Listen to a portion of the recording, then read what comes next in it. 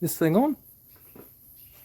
Oh hey, welcome to hopefully the next viral channel on YouTube. You can tell this is a comedy channel, jokes included.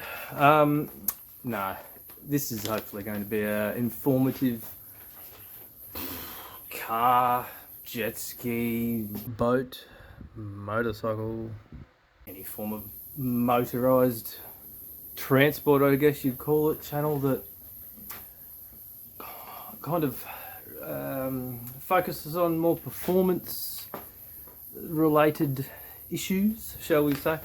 I was actually, I've had my own business for, I don't know, 10, let's not count how many years, doing these sort of things for customers, obviously.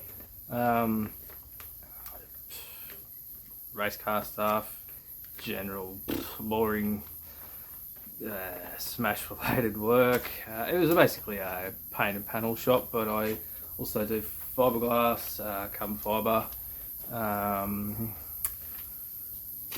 advertising, decals, a whole lot of everything basically. And I pretty much got sick of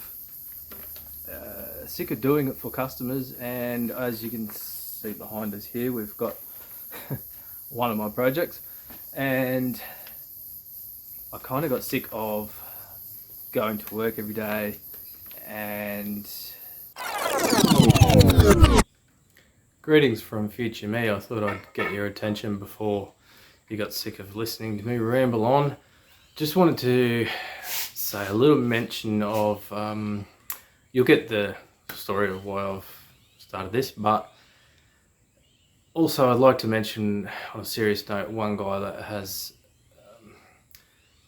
really made me change my mind about my line of work and to pursue this YouTube thing if possible, if it works, hopefully.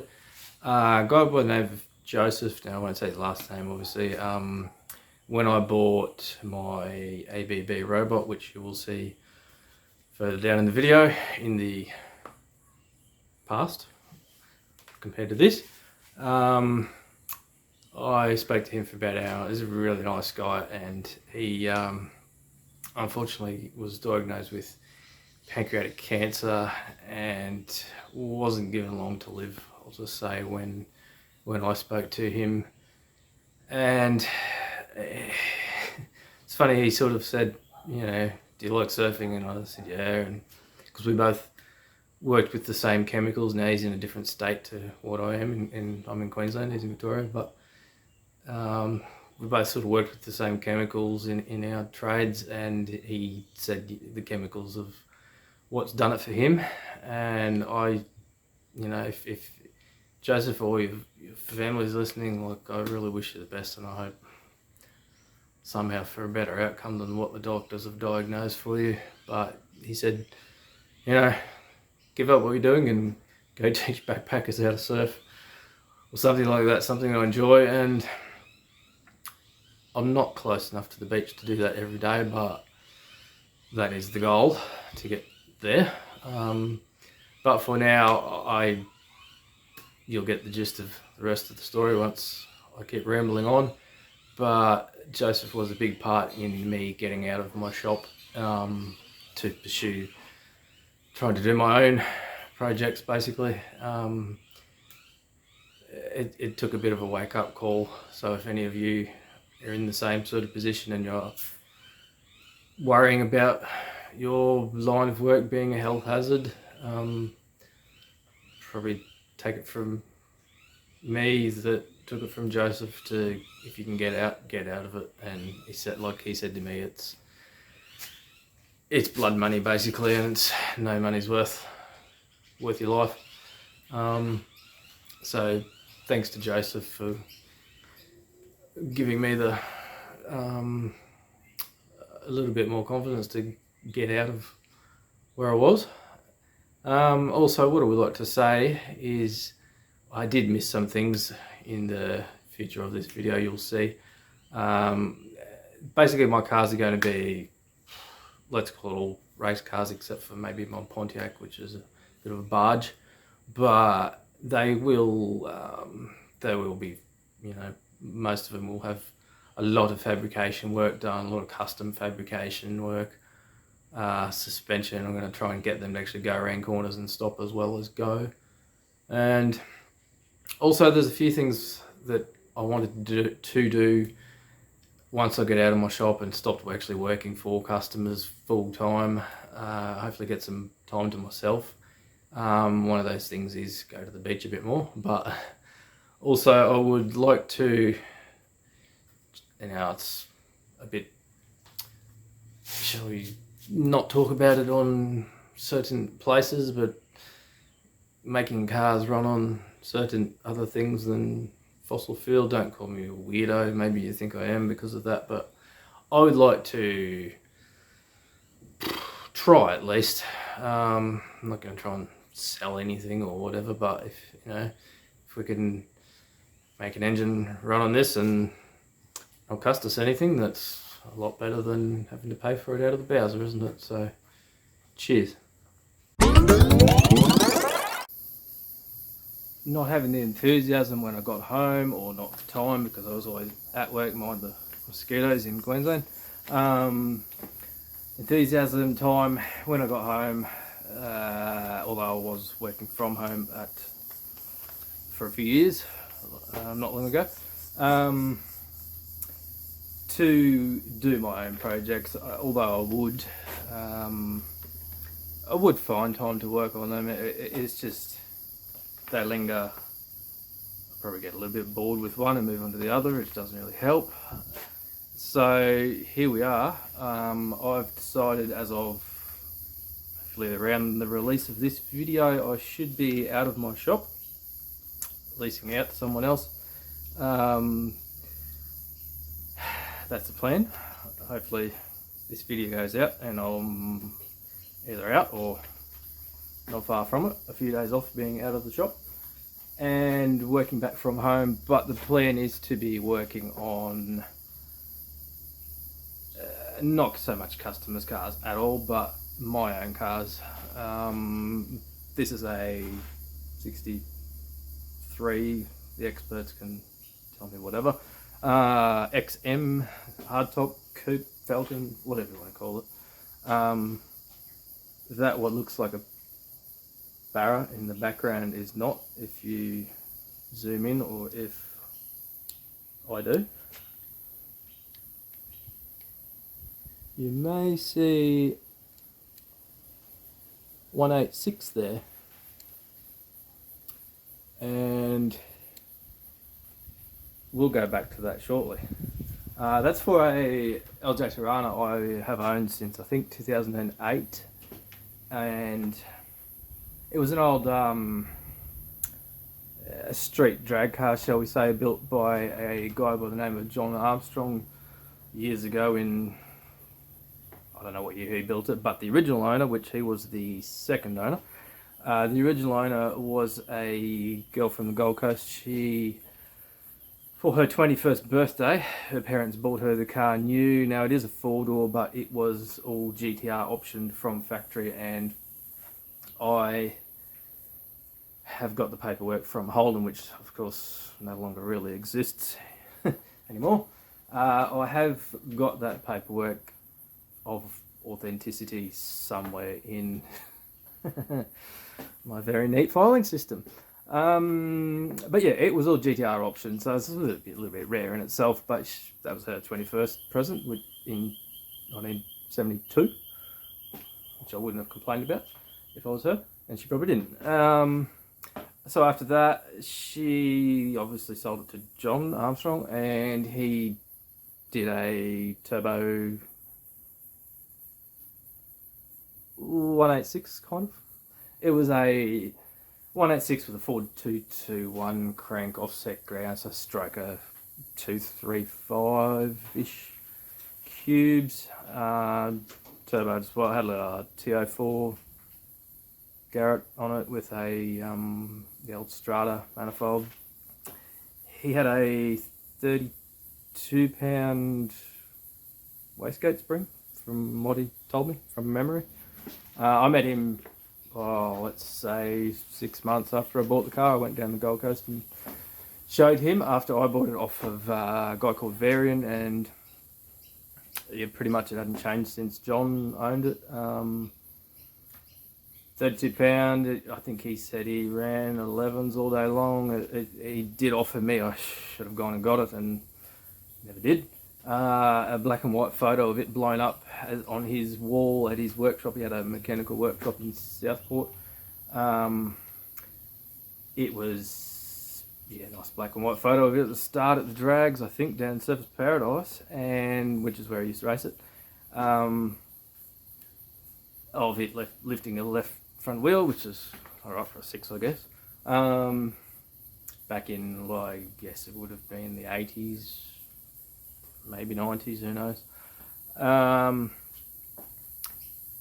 He did tell me funny stories of driving it, because it was modification plated, for obviously turbo, etc., but also for a single seat registration, so it had a single seat in it and a race harness, and he used to drive it from Nerang, where he lived, to Southport Surfers Paradise drags, which that track is no longer around because of housing developments, usual story.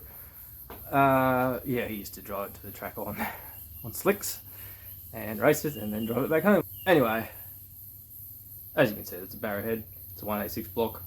There is a guy I've spoken to in Australia that has done this. He's turned the head around, faced it backwards, got a belt drive timing system on it, non-turbo, naturally aspirated. I've spoken to him, he's a nice guy, not in person, just via email, messages, whatever. This system, I've had some issues with an engine builder that has had the engine since it cracked the block. After I bought it, I did race it once, it cracked the block. I don't know if I'd bought it with a cracked block potentially. Anyway, rebuild started, that was around 2000 and let's say 2009. I went and picked up that block, and all the rest of the gear with another motor that is for that car, from the engine builder. That nice guy, lovely guy, does build a great engine, but mine sat in his storage shelf for, let's say, the Tirana engine would have sat there from 2009 to I went and got it 12 months ago, maybe a little more. What are we, 25, 24? Let's call it 2023. Long enough. Not finished. Hopefully it hasn't had a final home, because this is one of the issues. The bores were left with not enough lubricant on them, shall we say, and they've gone rusty, same as the engine that was meant to go in the Falcon behind us. So I've decided to, I mean, I have built engines before. You'll see in the photos I shall put up after, during, whatever, this. An XP that I built just as I was just out of school, I think. I built a pretty tough 250 crossflow for that, and a C4, so you know, I'm not new to it. I've got all the measuring equipment to be able to measure tolerances, build the engine, assemble the engine, etc. Modify the engine. I just can't hone a cylinder. I haven't got a cylinder hone or that heavy equipment, which I will find somewhere that can do this for me in the future, now that I've kind of been a little bit stitched up. The stitch up was, I did jobs for this engine builder. One of them was his own car. He had no, I won't say. I don't want to put any bad info out there about him. He is a lovely guy. I just would like the work that I did for him, which was to be on my bar tab, engine bar tab, and the parts that I gave him that were, we come to a deal on a price for them. I would like my bar tab to be met, basically, because the bar tab ran dry before I even got to, let's call it, have a drink, which I don't even drink. So anyway, I'll show you the LJ Tirana shortly. That I don't know if this engine's even going to go in it anymore. This is a mock-up at the moment.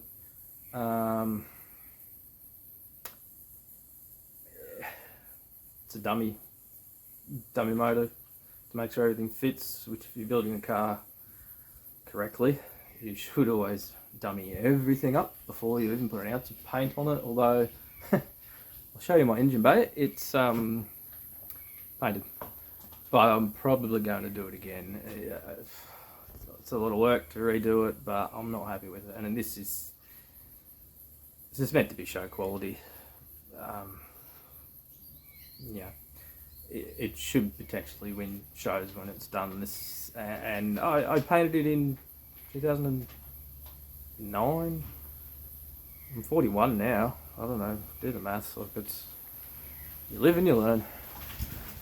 Anyway, so I've decided to give this YouTube thing a go because I was kind of sick of going to work. Obviously, I was back in my shop and I'd have to drive, big deal, half an hour to work in traffic. That's not a good day, but I just hate driving to work when I could be at home in the greenery, as you can see, with my dogs. And the story is, I'm going to try and give this a go to get my own projects finished and not everyone else's. Now, I do have a Porsche Time Attack car carbon fibre aero kit to sort of make the moulds. I've working with, the owner's been working with, and I've been working with AMB Aero, Andrew Brilliant in Japan. Great guy. So he's done the CAD design, CFD, obviously, for the owner. I won't mention the owner yet, and he's going to release the car, then everyone will know. I've signed NDAs for this, so you won't see any CAD work. You may see some 3D printed parts, probably not much of them, because I can't show shapes, basically, aero shapes. It definitely can't show underneath the vehicle, the underneath of the front splitter, the diffuser, etc., blah blah blah. That's all Andrew's talent, design, IP. But once I'm going to show you. There's probably a million videos out there of doing it, but I'm going to show you the same thing. I did actually search, and I can't really find much detailed videos on, how to make a properly. Like, people are making carbon fibre out of a piece of MDF with wet laid carbon over the top of it. It's a bit average. I'm sorry about the umming and ahhing. This is my first video, so a little bit nervous. I will try and show the best I can. Lay up, obviously making the moulds. I should be able to show a fair bit of that. I can't show much detail of the shape, like I've said. I will, now I've got to get this aero kit. So we've got diffuser, splitter, canards, infinity wing, ducktail wing, end plates, side skirts, to make for this Porsche. The owner is entering Time Attack this year at 2025. His plan is to race the car 2025 World Time Attack Challenge in Sydney. Don't ask me what month, August, September, I can't remember. So once I've out of my shop, you will probably not see too much of this car, excuse me, or my LJ or my supercar, which I haven't even told you about yet. Getting any work on as such until this carbon fibre aero kit is finished. I'm going to make the supercar, which let's call it 75% finished. I was hoping to race it this year for the Queensland Supercar Championship. A little bit tied up with work last year, trying to get out of the shop. And when it gets finished, it gets finished. I'll just deal with that. The boys can deal with me being 3 years late. That's another story in itself, and I will show everything on it. It's been a bit of a development process due to supercars haven't really had much of an upgrade in the last, let's call it at least 20 years. The rules have pretty much stayed the same, which I have gone through these rules thoroughly like you would not believe, and I've built this cart to the edge of the rules. It's all legal, it will be legal. It will be legal weight for anyone who knows in the club that I have an issue with them not using the scales after every race, which is, you know, my friend of mine, Ryan, raced F3 since 2019, and I'd go away with the boys and, pick crew, help out, whatever. And F3, this wasn't FIA, F3, this is FIA, F3 Australia, still going by FIA rules and parc ferme and weighing the vehicles after every race. So, sorry to say it's supercars, but in Australia at least, it's about the only category in Australia that doesn't go over the scales after a race, and it's getting a bit ridiculous. Sorry about the little rant. I've taken a lot of photos. I've modified this supercar from the norm, and I'll have to go through it with you as I show you footage and photos. Long wheelbase, a floor that actually, hopefully, I probably should have run it by Andrew at A&B, but a floor that will hopefully make downforce, as in ground effect downforce. New body style, which I personally think will hopefully be a lot less drag and should make more downforce.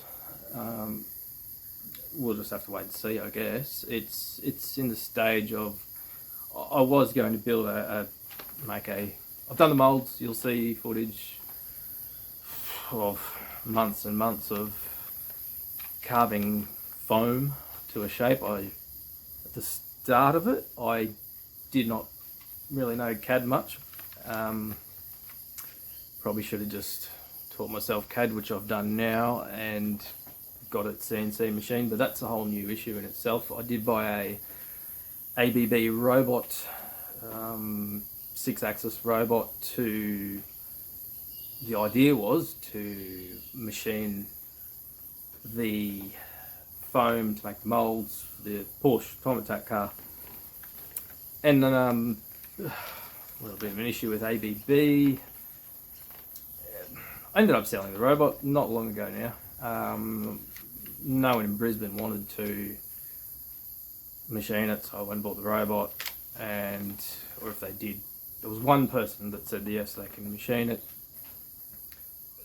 They wanted around 5,000 Aussie dollars to machine the mould or the shape for just the front splitter, and obviously the owner said that's a bit ridiculous, we'll find a better option. So anyway, I've bought 2 3D printers, and I'm not far off from having the whole body kit to take a plug to take a mould off.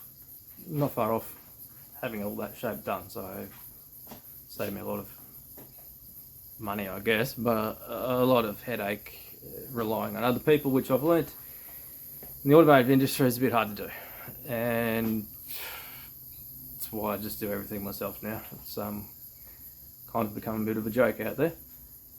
So I'm gonna go have a drink. And just like that, I'm back. Now, where were we? Plans for these cars, this car at least, I will show you shortly, very shortly after I finish rambling on. The potential motor. Now I've got a Donovan, was a 410 sprint car, block, basically a 408 it should be with the pistons that I've got, an 8-stack Hillborn manifold to go on that. They're only 23 degree heads. I do actually have a Brodix 410 block as well, with basically no internals to go in that. But I do have a set of 18 degree Brodix heads, T&D shaft rollers, roll rockers. So if you guys would like to tell me in the comments what you think would be better now, the Brodix, if I went that way. And just like that, I got a text message. I have to go to the racetrack and pour a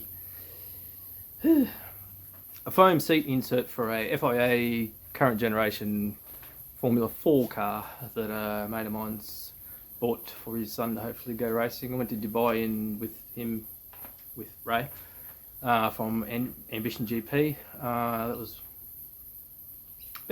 March 24, so last year. So I better get going, and I'll continue this when I get back from QR.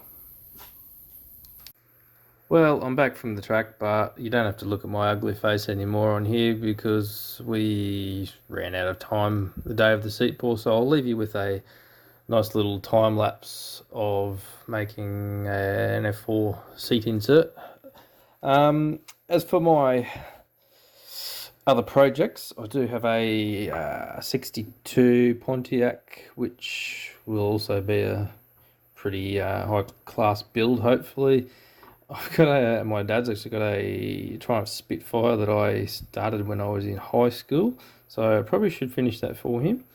Funnily enough, I bought a smart car to get to work, one of those little 3-cylinder smart cars, and it was just to get to work and back. Anyway, Dad's got that at the moment, and it's now done a valve, so that will be getting, let's call it an upgraded engine. It won't be getting the Mercedes smart car engine. It will be getting, let's say, hopefully about 450 horsepower. That's a one engine, and I'll just leave that at that for now until you get to see that in the process of the build.